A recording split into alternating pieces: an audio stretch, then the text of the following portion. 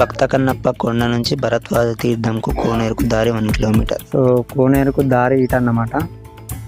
So ఇక్కడ నుంచి ఒక 15 నిమిషాలలో చేరుకోవచ్చు. ఎంత దూరం అమ్మా ఇక్కడ?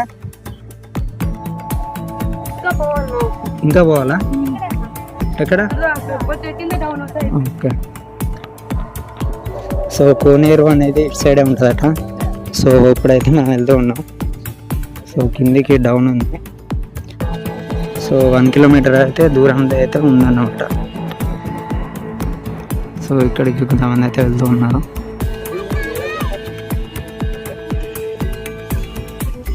సో భక్తులు వస్తూ ఉన్నారు.